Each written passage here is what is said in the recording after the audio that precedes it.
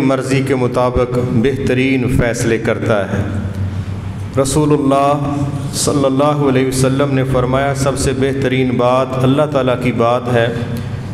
اور سب سے بہترین طریقہ حضرت محمد صلی اللہ علیہ وسلم کا طریقہ ہے۔ آپ نے فرمایا ہر وہ عمل جو دین اسلام میں اپنی طرف سے شامل کیا جائے وہ بدعت ہے، اور ہر بدعت گمراہی ہے، اور ہر گمراہی جہنم میں لے جانے کا باعث ہے۔ اللہ ہمیشہ ہم سب کو اسے اپنی پناہ میں رکھے۔ اللہ رب العزت نے قرآن مجید میں کئی جگہوں پر نبی صلی اللہ علیہ وسلم کے متعلق ایسی ایسی کمال کی باتیں کہی ہیں جن کو جس اینگل میں بھی لیا جائے وہ ہماری رہنمائی کا، ہمارے ویژن کی تیاری کا بہت بڑا باعث بن سکتی۔ ان میں سے ایک چیز اللہ تعالیٰ نے یہ بیان کی کہ جو شخص اللہ سے ملنا چاہتا ہے اور قیامت کے دن سے ملنا چاہتا ہے، یعنی قیامت کے دن وہ کامیاب ہونا چاہتا ہے، تو اس کے لیے ایک ہستی کو ہم بطور رول ماڈل پیش کر رہے ہیں، تو اس بندے کا فرض ہے کہ وہ ان کو بطور نمونہ قبول فرما لے۔ آپ نے فرمایا لَقَدْ كَانَ لَكُمْ فِي رَسُولِ اللَّهِ أُسْوَةٌ حَسَنَةٌ، تمہارے لیے رسول اللہ صلی اللہ علیہ وسلم کے اسوہ حسنہ جو ہیں یعنی بہترین نمونہ ان کی زندگی میں ہے۔ کس کے لیے؟ لمن کان یرجو اللہ والیوم الآخر، اس بندے کے لیے یہ کمال کا نسخہ ہے، یہ بہترین نمونہ ہے جو اللہ سے ملنا چاہتا ہے، اللہ کو راضی کرنا چاہتا ہے، اللہ کے سامنے شرمندہ نہیں ہونا چاہتا اور قیامت کے دن وہ فیل نہیں ہونا چاہتا، اس بندے کے لیے اللہ کے نبی کی ذات بہترین نمونہ ہے۔ یقیناً نبی صلی اللہ علیہ وسلم کی پیدائش مبارک کے سلسلہ میں بالخصوص بر صغیر میں اپنے اپنے انداز میں لوگ اظہار کرتے، لیکن ہمارا ایمان اور عقیدہ ہونا چاہیے کہ جب کوئی چیز دین کہلانا چاہتی ہے یا جس چیز کو ہم دین کہنا چاہتے ہیں تو اس کا سورس ہمارے نبی کی زبان ہونی چاہیے۔ اگر وہ چیز ہمارے نبی صلی اللہ علیہ وسلم نے پیش نہیں کی اور اللہ کی طرف سے بھی اس کا کوئی ڈیزائن ایسا نہیں ہے جو ہم لے کے چل رہے ہیں، پھر یہ عمل صالح نہیں ہوگا، پھر اسی کو بدعت کہا جائے گا کہ ہم کسی بھی عمل کو اپنی پسند کی وجہ سے نیکی کا کام بنا دیں یا گناہ کا کام بنا دیں۔ جب یہ اتھارٹی کیا ثواب ہے کیا گناہ ہے، جب ہم اس کو اختیار کریں گے تو ہم اپنی اوقات سے باہر نکلیں گے، اپنی حدود سے باہر نکلیں گے جو ہمارا اختیار ہے ہی نہیں، اور جب ہم اپنے اختیارات سے باہر نکلیں گے اس کا نتیجہ تباہی ہوتا ہے، اس کا نتیجہ کبھی بھی کامیابی نہیں ہوتا۔ اسی لیے نبی صلی اللہ علیہ وسلم کی ذات مبارکہ کے سلسلہ میں ہمارا یہ ایمان ہونا چاہیے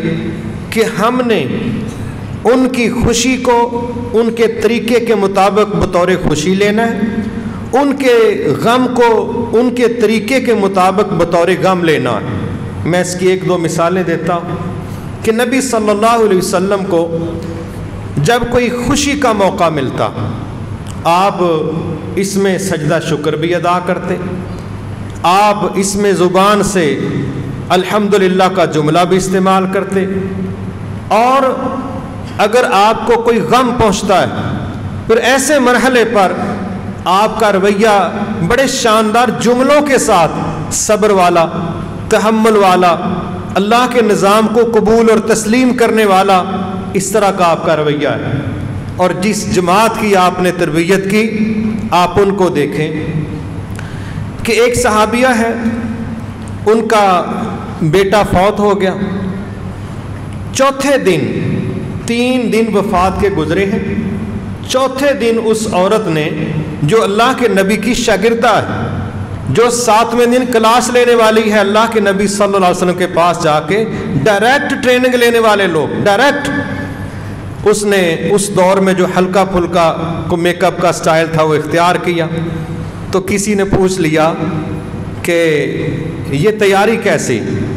کہنے لگی نبی صلی اللہ علیہ وسلم نے ہمیں سمجھایا ہے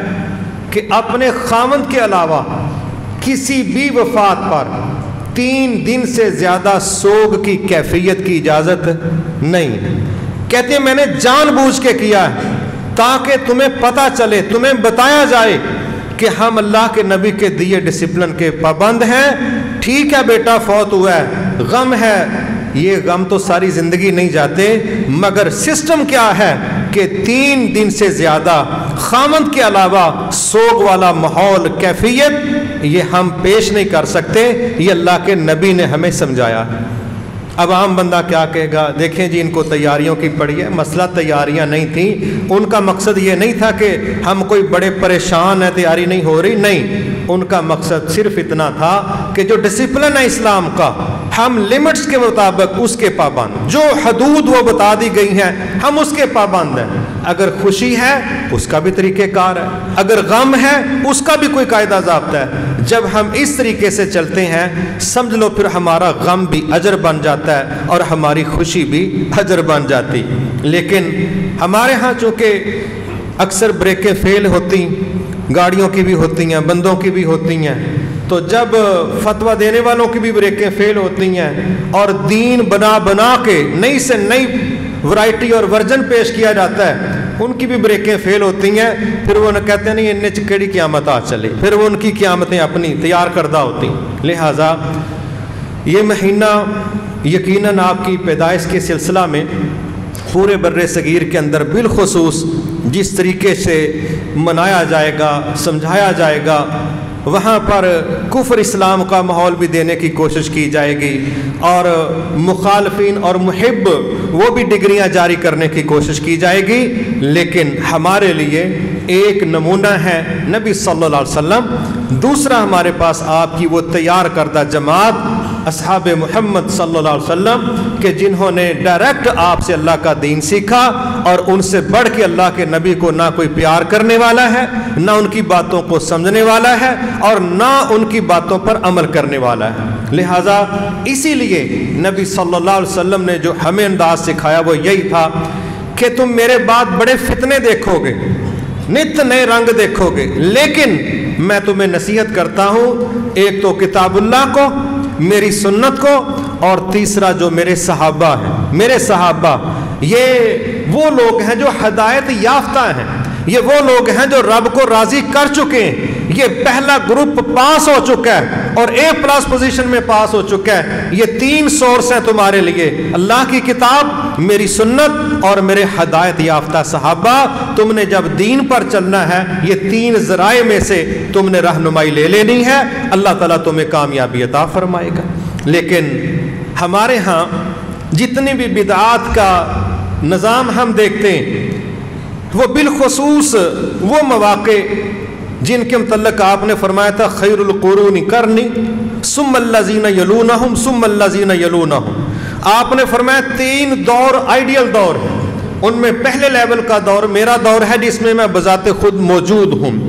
دوسرا دور میرے بعد آئے گا، تیسرا دور ان کے بعد آئے گا. اور اہل علم نے اس کو 3 ٹرم سے اس طرح بیان کیا کہ ایک دور ہے اللہ کے نبی کا، ایک دور ہے صحابہ کا اور ایک دور ہے تابعین کا، یعنی صحابہ سے اگلا لیول. یہی 3 ادوار بنتے ہیں. آپ دین اسلام کو سب سے شاندار اور اصلی حالت میں اگر دیکھنا چاہتے ہیں یہ 3 ادوار میں آپ کو بہترین اسلام نظر آئے گا. جو آپ آگے بڑھتے چلے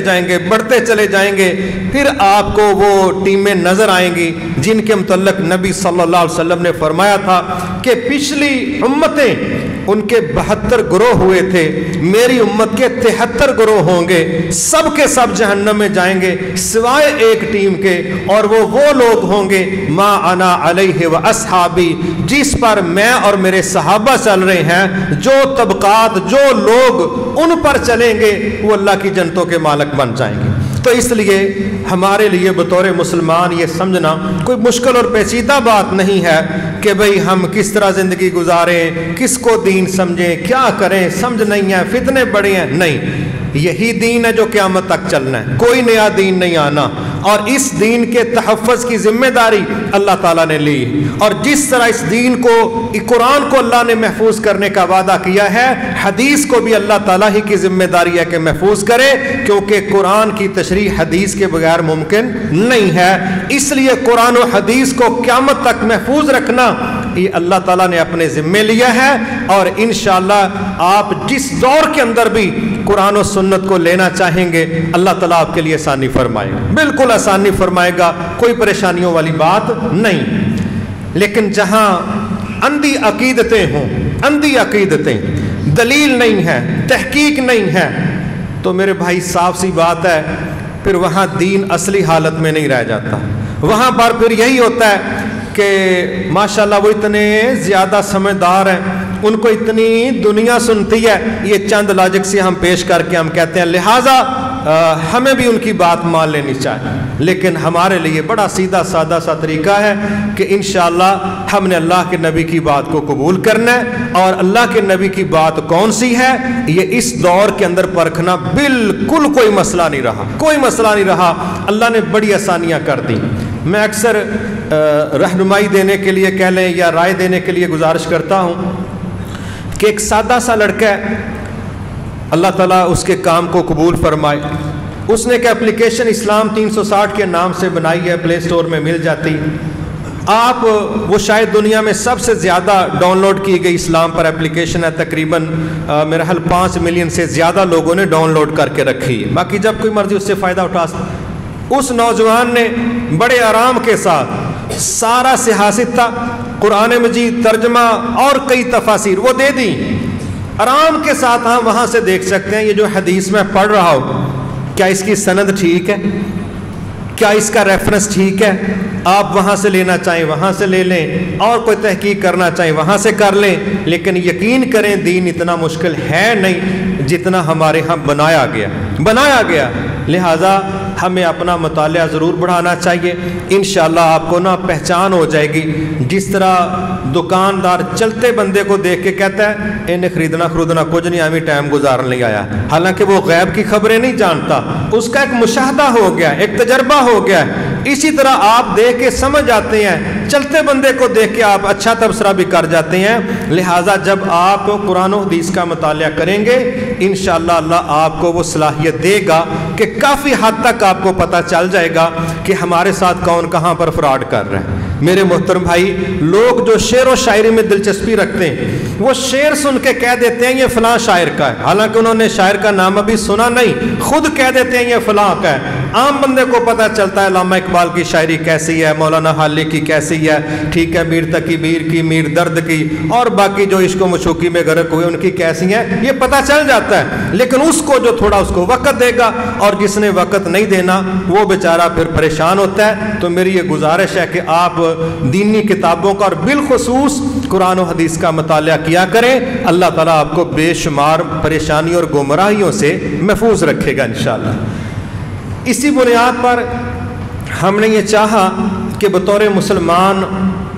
اور بطور انسان دونوں صورتوں میں ہر بندے کی یہ خواہش ہے کہ وہ آگے بڑھے، وہ کامیاب ہو، اس کی زندگی میں کم سے کم مسائل ہوں، وہ زندگی میں زیادہ سے زیادہ خوش رہ سکے، وہ جہاں آج ہے کل یہاں سے آگے بڑھے. اور جب فطری طور پر وہ یہ سمجھتا ہے کہ میری عمر 60 70 75 سال ہو گئی ہے اور وہ یہ احساس کرتا ہے کہ اب چل چلاؤ ہے، پھر اس کے دل میں یہ بات آتی ہے کہ میں اب آخرت میں کامیاب ہو جاؤں. یہ سارے بڑے سے بڑے مقاصد اس دنیا کے 60 70 سال عزت کے ساتھ اور سکون کے ساتھ، اور آخرت میں جنتوں کی ملکیت کے حصول کے لیے جو بندہ بھی ان مقاصد کو حاصل کرنا چاہتا ہے اس کے لیے اللہ تعالیٰ نے رسول اللہ صلی اللہ علیہ وسلم کو نمونہ قرار دیا ہے. اب ہمیں آپ کو بطور نمونہ بھی لینا ہے، ہم نے آپ کو بطور آخری نبی بھی لینا ہے، اور ہم نے آپ کو بطور رہبر و رہنما بھی لینا ہے. یہ ساری چیزیں جب ہم قبول کر کے چلیں گے تو انشاءاللہ ہمیں دائیں بائیں نقل مارنے کی کوئی ضرورت نہیں ہے، کیونکہ ہم جس گھر میں رہ رہے ہیں اس اسلام کے اندر سب کچھ اللہ نے عطا کیا ہوا ہے، لیکن جب ہم اس کو پڑھیں گے نہیں تو سیدھی سی بات ہے پھر ہم تانک جانک دائیں بائیں کریں گے اور اس کا کریڈٹ بھی دوسروں کو دیں گے۔ سب کچھ یہاں پر موجود ہے، بس اللہ ہمیں یہ مائنڈ سیٹ دے دے کہ ہم نے اس کو پڑھنا ہے اور مان جانا ہے، اور انشاءاللہ آپ کو کسی طرح کی کوئی کمی نہیں رہے گی۔ اب میں چند چیزیں وہ آپ کے سامنے رکھنا چاہتا ہوں کہ جس کی وجہ سے عام بندے کو بھی یہ بات قبول کرنی چاہیے کہ آپ نہ صرف اللہ کے رسول ہیں صلی اللہ علیہ وسلم، بلکہ آپ دنیا کے سب سے کامیاب شخص ہیں۔ یہ دونوں چیزوں میں رکھنے لگا آپ کے سامنے کہ آپ نہ صرف اللہ کے رسول ہیں جن کے بعد کوئی نبی رسول نہیں، بلکہ ایک شاندار ترین اور سب سے زیادہ کامیاب انسان ہے۔ جب نبوت ہے، رسالت ہے، اس کو ہم نے لینا ہے بطور ایمان، اور جب ہم نے اس زندگی میں چلنا ہے تو آپ کو اگر بطور انسان دنیا پڑے، عام دنیا مسلمان نہیں بھی ہے، وہ بھی جب آپ کو پڑھے گی تو اس بات کا اعتراف کرے گی کہ اگرچہ وہ اسلام کو قبول کرنے والے نہیں ہیں، مگر آپ سے بڑا انسان وہ کسی دوسرے کو تسلیم کرنے والے بھی نہیں۔ اگر غیر مسلم آپ کو سب سے عظیم انسان قبول کر سکتے ہیں تو بطور مسلمان ہمارے لیے فخر کی بات ہے کہ ہم نے آپ کا جو پہلو بھی قبول کرنا ہے وہ ہمارے لیے باعث اجر بن جانا۔ انسان فیل کیوں ہوتے ہیں؟ فیل کیوں ہوتے ہیں؟ آپ نے کبھی دیکھا ہے بعض لوگ کسی کی نہیں مانتے، کوئی ہوتا ہے نا کسی کی مان لیتے ہیں، کئی ایسے ضدی مزاج کے ہوتے ہیں وہ کسی کی بھی نہیں مانتے۔ اچھا بھی اکیلا بندہ جتنا مرضی سمجھدار ہو، اگر وہ کسی سے مشورہ نہیں کرتا، کسی کی بھی نہیں مانتا، تو زندگی میں سب سے زیادہ الجھا ہوا شخص آپ اس کو پائیں گے، کیونکہ انسانی معاشرے کی یہ کمزوری ہے کہ وہ عقل کل نہیں ہے، اور جو شخص یہ سمجھتا ہے کہ میں عقل کل ہوں وہ متکبر بھی ہے، بے وقوف بھی، کیونکہ انسان عقل کل نہیں۔ اللہ نے اگر اپنے نبی صلی اللہ علیہ وسلم کو دنیا کے اندر مینج کرنے کے لیے فرمایا وَشَاوِرْهُمْ فِي الْأَمْرِ،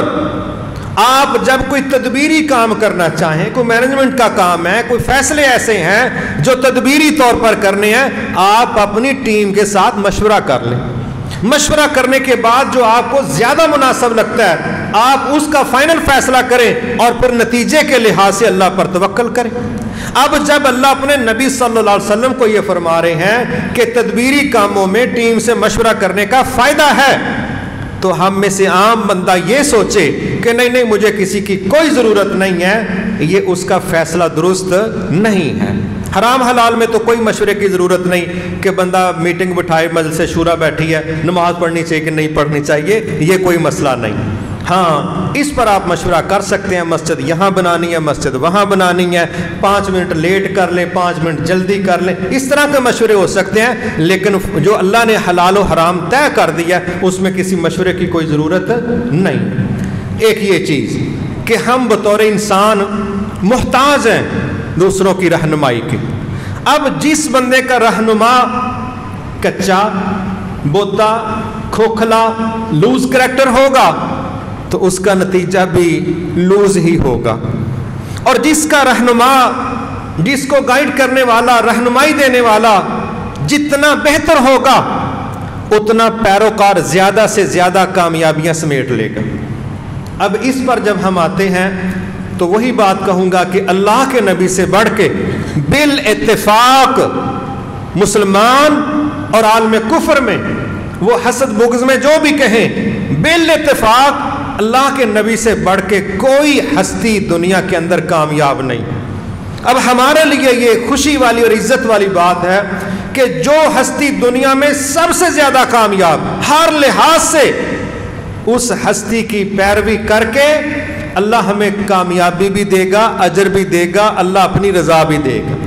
لیکن اگر ہم اس کو اس اینگل میں لے لیں کہ بھئی میرے ایمان کا تقاضا بھی ہے اور گراؤنڈ ریالٹی بھی یہی ہے اور دنیا بھی یہی تسلیم کرتی ہے، تو میرا فرض بنتا ہے کہ میں پھر اللہ کے نبی ہی کو اپنا نمونہ قبول کر لوں، انشاءاللہ اجر کا اجر ہوگا، کامیابی کی کامیابی ہوگی۔ اللہ نہ کرے کہیں ہم آپ کی بات مانتے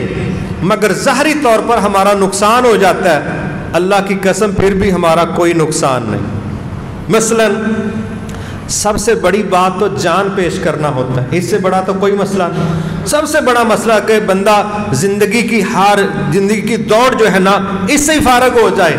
لیکن جہاد فی سبیل اللہ کا عمل اللہ نے بتایا ہے، نبی صلی اللہ علیہ وسلم نے ساری زندگی کر کے اس کے مختلف چینلز یا ذرائع یا نمونے ہمارے سامنے رکھے۔ اب آپ کے پیچھے چلتے ہوئے اگر ہم عمل جہاد کو قبول کرتے عین ممکن ہے اس میں جان سے ہی ہاتھ دھونے پڑے، لیکن جس بندے کی جان آپ کی اطاعت کرتے ہوئے انویسٹ ہو گئی، اس کا جو نتیجہ آپ کو آخرت میں ملنے والا ہے یہ پھر دنیا کے لفظ اس کو سمیٹ نہیں سکتے۔ حالانکہ جان چلی گئی لیکن اس کی جو ویلیو بنے گی، اس کا جو رزلٹ آپ کو ملے گا، وہ دنیا داروں کے نزدیک تو یہی ہے نا بندہ ہی مروا لیا، یہ دنیا داروں کے نزدیک ہے، لیکن وہ رب جس کے حکم کے مطابق، وہ نبی جس کے طریقے کے مطابق اس بندے نے جان انویسٹ کر دی ہے، وہ رب کہہ رہا خبردار اس کے لیے لفظ مردہ استعمال نہیں کرنا، یہ دنیا میں بھی پروٹوکول کے لائق ہے اور قیامت کو بھی پروٹوکول کے لائق۔ حالانکہ دنیا داروں کے نزدیک وہ جان سے ہی فارغ ہو گیا، اگر جان لٹا کے وہ قیمتی ہو سکتا ہے، کیا مال لٹا کے وہ قیمتی نہیں بنے گا؟ کیا خواہشوں کی قربانیاں دے کے وہ قیمتی نہیں بنے گا؟ کیا اپنے مزے چسکے پیچھے رکھ کے رب رسول کو ترجیح دے کے وہ مزہ نہیں لے گا، وہ کامیابیاں نہیں لے گا؟ ہم جس کام کے اندر اللہ اور اس کے نبی کی بات کو ترجیح دیں گے، انشاءاللہ ہمارا ایک ذرہ برابر عمل ضائع نہیں ہوگا، نہ ہمارا وقت ضائع ہوگا، نہ مال ضائع ہوگا، نہ صلاحیت ضائع ہوگی۔ بس اپنے آپ کو یہ منوانا ضروری ہے کہ میرا جو کچھ ہے اللہ کے حکم پر ہے، نبی کے طریقے پر ہے، پھر انشاءاللہ ہمارا کچھ ضائع نہیں ہوگا۔ لیکن اگر اللہ کا حکم ہونا، نبی کا طریقہ ہونا، یہاں 10 روپے دینے ہیں تب بھی، جان دینی ہے تب بھی، بیڑا ہی غرق کرنا ہے آج کر لے کل کر لے، کیونکہ وہاں تو اللہ کی طرف سے کچھ سرٹیفائیڈ نہیں ہے جو ہم کرنے جا رہے ہیں، اور جو ہم اللہ کے حکم پر، نبی کی سنت پر کریں گے پھر ہمارا کچھ بھی عمل ضائع نہیں ہوگا۔ حتیٰ کہ اللہ نے فرمایا وَمَن يَعْمَلْ مِثْقَالَ ذَرَّةٍ خَيْرًا يَرَهُ، بہت بڑا کام نہیں، فرمایا جس نے ایک ذرے کے برابر اچھا کام کیا اس کی فائل میں محفوظ ہوگا، قیامت کو اس کے سامنے رکھیں گے کہ جناب یہ آپ کا وہ اعمال نامہ ہے جو آپ نے دنیا میں کام کیا تھا، ایک ذرہ برابر کا اچھا کام بھی اللہ اس کو محفوظ رکھے گا، تو بڑے بڑے کام کی تو بات ہی نہیں، وہ تو ہے ہی الگ۔ لہٰذا یہ بھی ہماری ذمہ داری اور ضرورت ہے کہ ہم انشاءاللہ دین سمجھ کے بھی اور دنیا کے مشاہدات اور تاریخ پڑھ کے بھی یہ مان جائیں کہ آج بھی کل بھی ہمارے لیے بچت اسی میں ہے کہ دائیں بائیں جھانکنے کی بجائے ہمارے لیے رہنمائی کا سب سے بڑا نمونہ اللہ کے رسول صلی اللہ علیہ وسلم۔ اب آپ کی تائید میں ہم دیکھتے ہیں کہ دنیا میں کیا کیا ہے، میں سمرائز کر کے چند چیزیں آپ کے سامنے رکھتا ہوں۔ اللہ نے چاہا تو انشاءاللہ جو آنے والا خطبہ جمعہ مبارک ہے وہاں سے ہم آپ کی سیرت مبارکہ پر باقاعدہ منفرد سامنے رکھنے کا وہ سلسلہ شروع کریں گے، جس میں آپ کے سامنے کچھ چیزیں خلاصے کی شکل میں بھی آئیں اور آپ کو احساس ہو کہ ہاں میری زندگی میں یہ کمی ہے، اس طرح میں نے اس کو پورا کرنا ہے، اور یہاں یہ چیز میرے لیے نمونہ ہے، میں اپنی زندگی میں آپ کے اس عمل کو اس طرح ایڈجسٹ کر سکتا ہوں۔ اس انداز میں ہم آپ کی سیرت مبارکہ پر اللہ نے چاہا تو آنے والے جمعہ سے انشاءاللہ پوری سیریز شروع کریں گے۔ اللہ سے دعا کرتے ہیں اللہ اس میں ہماری مدد فرمائے۔ پہلی چیز جو ہم دیکھتے ہیں آپ کی تائید میں، جو ماضی میں چلے جائیں تو دو ذرائع بڑے شاندار ہیں۔ ایک ذریعہ ہے آسمانی کتب کا، تورات ہے، انجیل ہے، زبور ہے، یہ ہمارے ہاں معروف کتابیں جو آسمانی تھیں۔ اب ان کتابوں میں آپ کا تذکرہ ہے، تائید کی جا رہی ہے کہ آنے والے دور میں ایک ایسی ہستی آئے گی، یہ ان کی نشانیاں ہوں گی، یہ ان کا کردار ہوگا، یہ ان کا سٹیٹس ہوگا، ان کو سپورٹ کرنا ہے۔ انبیاء علیہم السلام ماضی کے آج بھی میں یہ سمجھتا ہوں یہودیوں میں، عیسائیوں میں بڑے بڑے لوگ معتبر ہیں، لیکن میں سمجھتا ہوں کہ آج بھی یہود و نصارہ میں بھی داؤد علیہ السلام، موسیٰ علیہ السلام، عیسیٰ علیہ السلام، یعقوب علیہ السلام، یعنی انبیاء کا جو سلسلہ ہے، آج بھی میری معلومات کے مطابق جو مقام یہود و نصارہ میں ان انبیاء کا ہے، ان کے کسی سیاسی لیڈر کا یا ان کے کسی مذہبی رہنما کا یا ان کے کسی پادری کا یا ان کے کسی تاجر کا یا ان کے کسی دنیا میں اہم عہدے پر تعینات ہونے والے شخص کا وہ مقام نہیں ہے جو ان کے ہاں آج بھی عیسیٰ علیہ السلام کا، موسیٰ علیہ السلام کا، داؤد علیہ السلام کا، یعنی انبیاء کا مقام آج بھی ان کے ہاں سب سے زیادہ ہے۔ دوسری طرف ہم کیا دیکھتے ہیں؟ وہی انبیاء جن کی وہ تائید کرنے والے، بعد میں تبدیلیاں پیدا کر کے انحراف کرنے والے، اور وہی انبیاء وہ حضرت محمد صلی اللہ علیہ وسلم کی تائید کرتے نظر آ رہے ہیں۔ وہ کہہ رہے ہیں کہ مستقبل میں ایسا ایسا ہوگا، اللہ کے رسول آئیں گے، محمد صلی اللہ علیہ وسلم آئیں گے۔ اب جب ہم دیکھتے ہیں ماضی کی کتابیں آسمانوں سے نازل شدہ، ماضی میں آنے والے انبیاء رسل، یہ دونوں ذرائع تائید کر رہے ہیں کہ حضرت محمد صلی اللہ علیہ وسلم ان کو قبول بھی کرنا ہے، ان کی پیروی کرنی ہے، ان کا یہ سٹیٹس ہوگا۔ اور تو اور ہندو جن کتابوں پر چل رہے ہیں وہ آسمانی نہیں ہیں، لیکن یہ بات یاد رکھنی چاہیے کہ دنیا میں ہمیشہ علم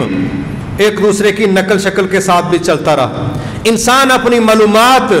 دائیں بائیں سے وصول کرتا ہے، کہیں انسانوں سے سنتا ہے، کہیں کتابوں سے پڑھتا ہے، کہیں مشاہدے میں لیتا ہے، پھر وہ اپنی ترتیب کے ساتھ اس کو بیان کرتا ہے۔ تو ہندوؤں کی کتابوں میں بھی اللہ کے نبی کا اتنا واضح قسم کا کردار اور تعارف موجود ہے۔ ذاکر نائک صاحب اللہ تعالیٰ ان کی حفاظت فرمائے، انہوں نے بڑی تفصیل کے ساتھ ہندوؤں کی کتابوں سے اللہ کے نبی کا وجود، آپ کی رسالت، قیامت تک آپ کا سارا سلسلہ چلنا، اس کو انہوں نے پیش کیا ہے کہ ہندوؤں کے پاس بھی کوئی دلیل نہیں ہے اللہ کے نبی کا انکار کرنے کی، اگرچہ ان کی کتابیں آسمانی نہیں ہیں، مگر جو ان کے بڑوں نے علم جمع کیا دین کے نام پر، اس میں رسول اللہ صلی اللہ علیہ وسلم کا جو تذکرہ ملتا ہے بڑی تفصیل کے ساتھ۔ اب تقریباً 1 ارب کی آبادی ہندوؤں کی ہے، 2 ارب 20 کروڑ کے قریب عیسائی ہیں۔ اب یہی آپ دیکھ لیں کہ 3 ارب 20 کروڑ 3.25 ارب آبادی، نصف کے راؤنڈ اباؤٹ، ان کی کتابیں اس بات کی گواہ ہیں کہ دنیا کے اندر ایک ایسا شخص آنے والا ہے جس کا نام حضرت محمد صلی اللہ علیہ وسلم ہے، اور ان کا سٹیٹس اللہ کے رسول کے طور پہ ہوگا، اور ان پر ایمان لانا، ان کو قبول کرنا، یہ ان کتابوں کے پیروکاروں کی ذمہ داری ہے۔ مگر جس طرح عیسائی ڈی ٹریک ہوئے، جس طرح یہودیوں نے ضد کی، اسی طرح ہندوؤں نے بھی ضد کی، حالانکہ ان کی کتابوں میں ہمارے نبی کی پوری تفاصیل موجود ہیں۔ پھر ہم ایک اور چیز دیکھتے ہیں کہ نبی صلی اللہ علیہ وسلم بذات خود صاف ان پڑھ ہیں، ایک دن کسی ادارے میں نہیں گئے، ایک دن بھی، مگر آپ کی رہنمائی ہو رہی تھی وحی کے ذریعے، اور جو رہنمائی آپ کی وحی کے ذریعے ہوئی ہے،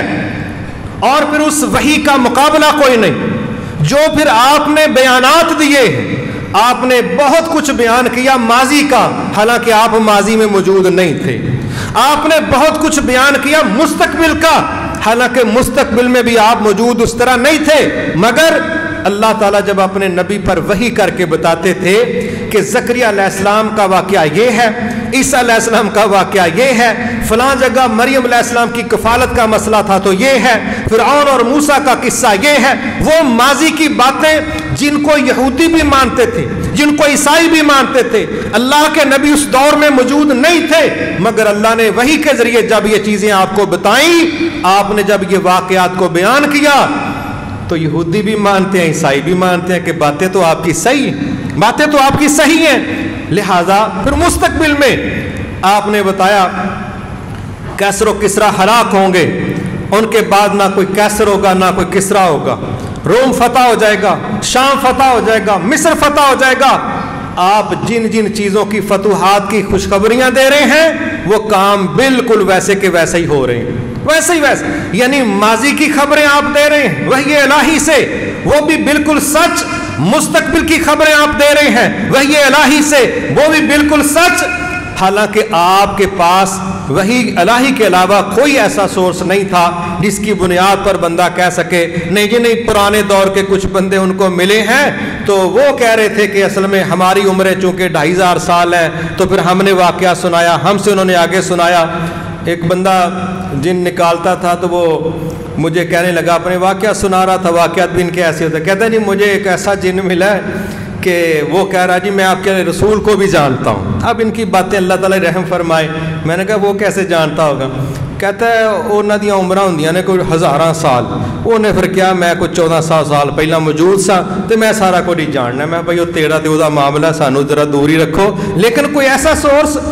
کہ بھی بندہ کہہ سکے کہ بھئی اب بھی انسانوں کی عمریں کئی ہزار سال ہیں، ہم بڑی سے بڑی لمبی سے لمبی عمر کیا دیکھتے ہیں؟ 1000 سال عمر دیکھتے ہیں، نوح علیہ السلام کا تذکرہ ہے، 950 سال ان کا دعوت کا پیریڈ ہے، ٹھیک ہے، 1000 سال ان کی ایج ہے، یہ چیزیں تو ہمیں ملتی ہیں، لیکن ہمارے نبی صلی اللہ علیہ وسلم کہ نہ ان کے پاس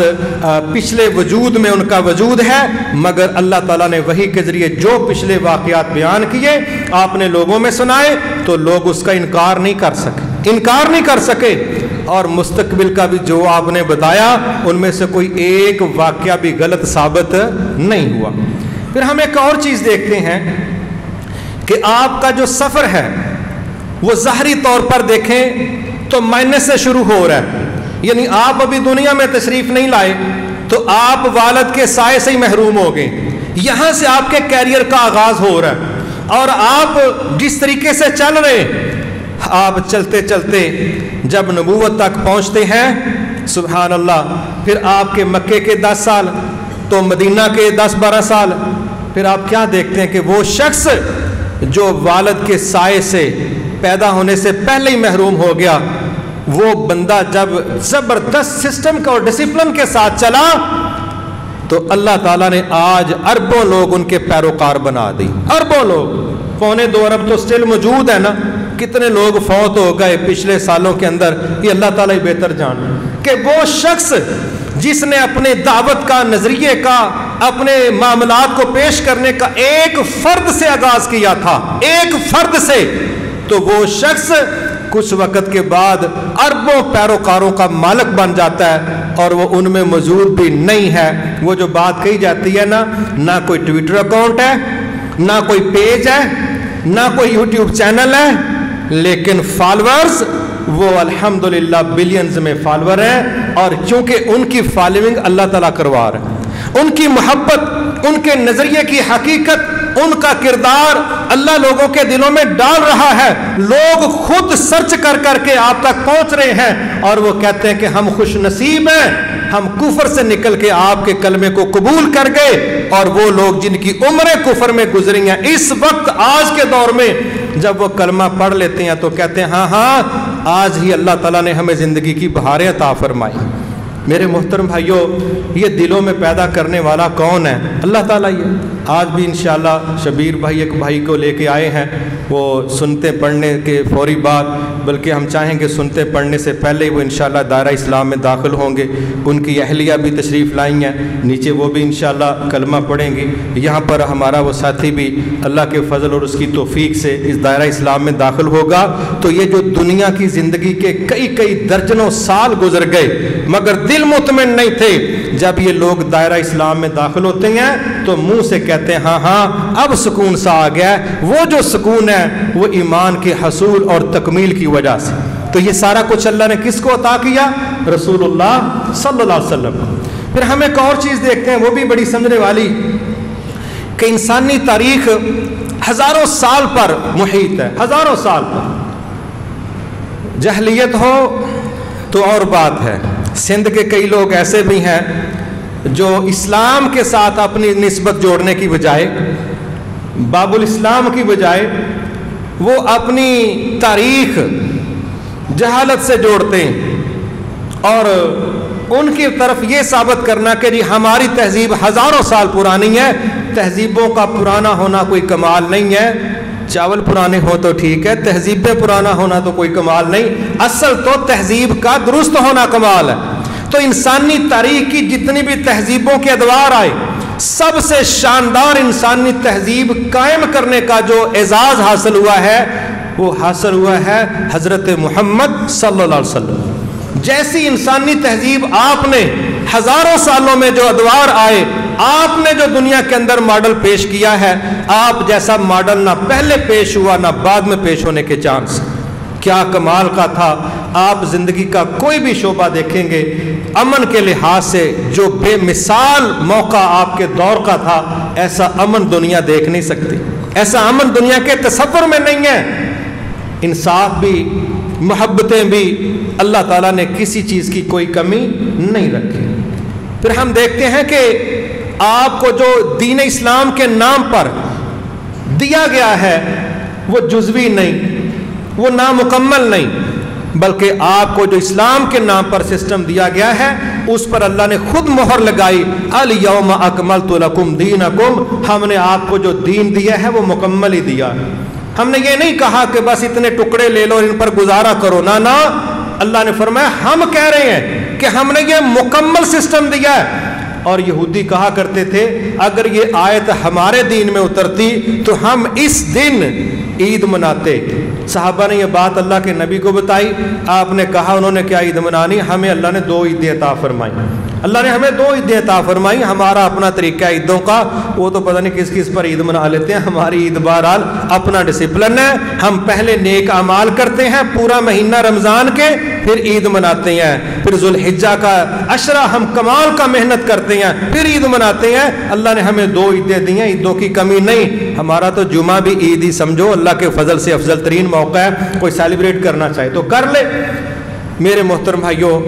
دین کا مکمل ہونا یہ اعزاز بھی ہمارے نبی کو اللہ کی طرف سے حاصل ہوا۔ پھر یہ جو خوبی ہے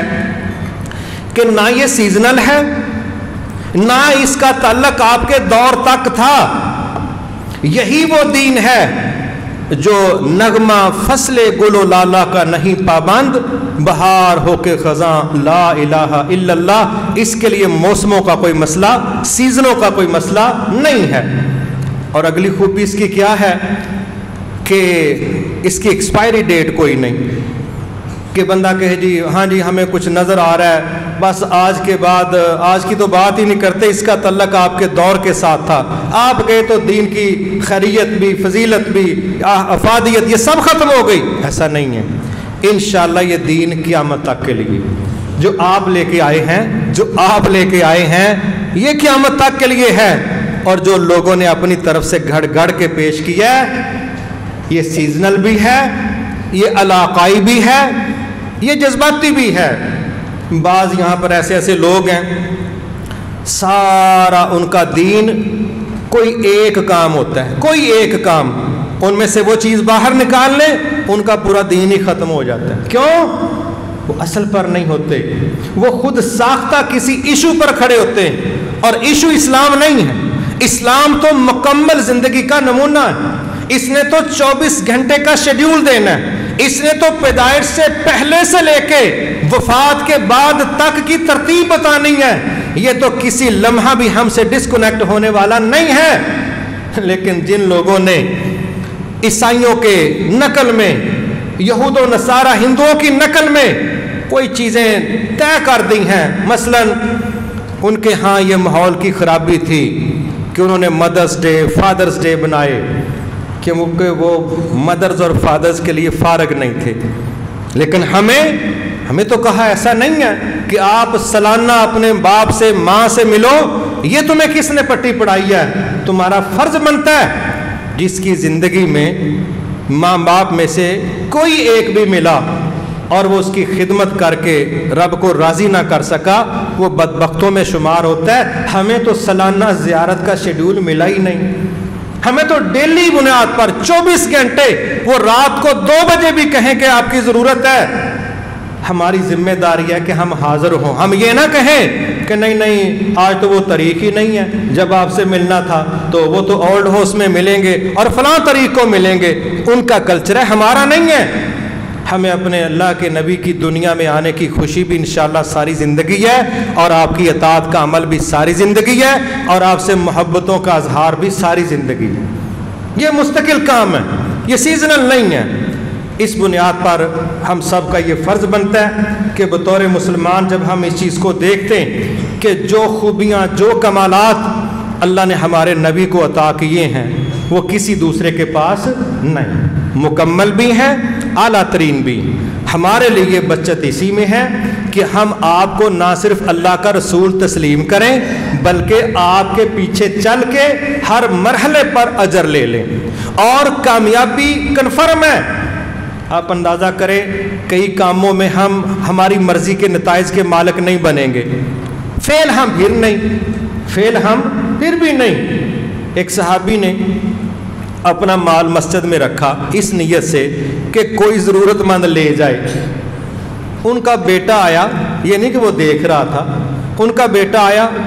تو کسی نے بتایا کہ یہاں کوئی اللہ کا بندہ پیسے رکھ گیا، کوئی ضرورت مند ہے تو لے جائے۔ اس نے پکڑے اور وہ لے گیا۔ تو وہ باپ کہنے لگا اللہ کے نبی صلی اللہ علیہ وسلم کو، میں نے تو اللہ کی قسم اپنے بیٹے کے لیے پیسے رکھے ہی نہیں تھے، میں نے تو عام لوگوں میں سے کسی کے لیے رکھے تھے۔ آپ نے فرمایا اللہ تعالیٰ تجھے تیری نیت کے مطابق اجر دے گا، تیری انویسٹمنٹ ضائع نہیں ہو۔ ہماری مرضی کے مطابق ہو نہیں کچھ رہا لیکن نتیجہ ہمارا ضائع نہیں۔ اللہ نے ہمیں یہاں تک کہا او یقتل او یغلب فسوف نؤتیہ اجرا عظیما۔ تم جب میدانوں کا رخ کرتے ہو سکتا ہے تم قتل ہو جاؤ، ہو سکتا ہے تم غالب آ جاؤ۔ اچھا سنو، اگر غالب ہو گئے تب بھی اجر ضائع نہیں، اور اگر قتل ہو گئے تو پھر بھی تمہارا اجر ضائع نہیں۔ ہماری مرضی کے نتیجے نہ بھی ملے، جب ہم چلیں گے اللہ کے نبی کے طریقے پر، ہمارا زمین پر چلنا، ہمارا واش روم میں جانا، ہمارا اپنے بستر پر سونا، ہمارا کھانا کھانا، ہمارا لباس پہننا، ہمارا لوگوں کے ساتھ ملنا، یہ سب کا سب اجر اور ثواب میں تبدیل ہو جائے گا جب وہاں پر ماڈل اللہ کے نبی کا ہوگا۔ اور جب ماڈل اللہ کے نبی کا نہیں ہے، معذرت کے ساتھ، پھر جہاد کے نام پر جانیں بھی دی جائیں گی تو ضائع ہوگی، پھر صدقے کے نام پر کروڑوں روپیہ بھی دیا جائے گا تو ضائع ہوگا، پھر وقت دیا جائے، جو بھی کیا جائے، پھر وہاں پر کوئی اجر و ثواب ملنے والا نہیں۔ کیونکہ اللہ تعالیٰ نے قرآن مجید میں یہ بات کہی ہے، یا ایھا الذین آمنوا اطیعوا اللہ واطیعوا الرسول ولا تبطلوا اعمالکم۔ اے ایمان والو، اگر چاہتے ہو کہ تمہارے اعمال باطل نہ ہو پھر تمہیں اللہ کی بات بھی ماننی پڑے گی اور اس کے نبی کا طریقہ ماننا پڑے گا۔ اگر اجر لینا ہے، اجر نہیں لینا تو جو مرضی کرتے جاؤ۔ لہٰذا ہم انشاءاللہ آنے والے جو ہمارے خطبات جمعہ ہیں، ہم اپنی شخصیت میں بہترین تبدیلی پیدا کرنے کے لیے بہترین چیز سنیں، اور ہمارے نبی کے عمل اور بات سے بہتر کوئی بات نہیں۔ اس لیے میں امید کرتا ہوں اور میں تمام بھائیوں کو بہنوں کو دعوت دیتا ہوں کہ مجھے بھی تقریباً یہاں 4 سال ہوا چاہتے ہیں جمعہ پڑھاتے ہوئے۔ ہم نے مختلف موضوعات کو گاہے بگاہے زیر بحث رکھا، کرنٹ افیئرز پر بھی ہم بات کرتے رہے۔ آئندہ بھی اگر انشاءاللہ کوئی ایسی ضرورت پیش آئی تو ہم کرنٹ افیئرز پر بات کریں گے، اس لیے کہ بعض اوقات کوئی ایشو ایسا ہوتا ہے کہ فوری طور پر دینی رہنمائی اس میں ضروری ہوتی۔ لہٰذا جس طرح ہم سیاسی تجزیے ساری رات سنتے رہتے ہیں اور کئی چینلز کو سنتے ہیں اور ڈسٹرب ہو کے سو جاتے ہیں، اور صبح پھر ہم سوچتے ہیں راتی کھورے کی بنے ہیں، بنتا کچھ بھی نہیں، ہم ہی پاگل ہوئے رہتے ہیں۔ لہٰذا ہم چاہیں گے اپنی زندگی کو چلانے کے لیے اور وہ موت جو کسی وقت بھی آ سکتی ہے اس کو بہتر کرنے کے لیے انشاءاللہ ہم اپنی اس دنیا کے اور جنتوں کے سب سے VIP مہمان رسول اللہ صلی اللہ علیہ وسلم کی زندگی کے واقعات کو اپنے لیے رول ماڈل بنائیں گے، اور بنانے کے لیے سنیں گے، سمجھیں گے، اور ہماری کوشش ہوگی کہ ہم آپ کے متعلق زیادہ سے زیادہ سنیں اور ڈسکس کریں تاکہ یہ چیزیں ہمارے دل و دماغ پر پرنٹ ہو جائیں، اور پھر ہم خوشی میں غمی میں آپ کوئی کاپی کریں، اور اس میں انشاءاللہ جو ہماری کامیابی ہے وہ دائیں بائیں تکے شکے لگانے سے ہماری کامیابی نہیں ہے۔ تو میں دعوت بھی دیتا ہوں، امید بھی کرتا ہوں کہ نیکسٹ میرے تمام بہن بھائی جو یہاں پر تشریف لا چکے ہیں وہ بھرپور کوشش کر کے بر وقت تشریف لایا کریں۔ انشاءاللہ ہماری کوشش ہوگی کہ ہم اللہ کے نبی کی زندگی کے جو نمونے زیادہ سے زیادہ ہماری زندگی میں، ویسے تو سارا کچھ ہی ہے، لیکن جو زیادہ سے زیادہ ہماری زندگی میں استعمال ہونے والے مرحلے اور واقعات ہیں، ہم ان کو فوکس کر کے انشاءاللہ آپ کے سامنے کوشش کریں گے اس طریقے سے پیش کریں کہ بات کی سمجھ بھی آئے، ہم اپنے لیے اس کو بطور آئینہ استعمال کریں، اور جہاں ہماری کمی کوتاہی ہے ہم انشاءاللہ اس کی اصلاح بھی کریں، تاکہ ہمارا رب ہمیں اپنے نبی کے پیچھے چلنے کی توفیق دے دے۔ تو اس کے لیے آپ ضرور خود بھی بر وقت تشریف لائیں، باقی دوستوں کو بھی انشاءاللہ دعوت دیں۔ تو اب ہم انشاءاللہ آنے والے خطبات جمعہ سے رسول اللہ صلی اللہ علیہ وسلم کی سیرت مبارکہ پر وہ چیزیں لے کے آئیں گے جو انشاءاللہ روزمرہ زندگی میں اسپیشلی ہمارے لیے بڑی ہی مفید ثابت ہوں گی۔ وما توفیقی الا باللہ العلی العظیم۔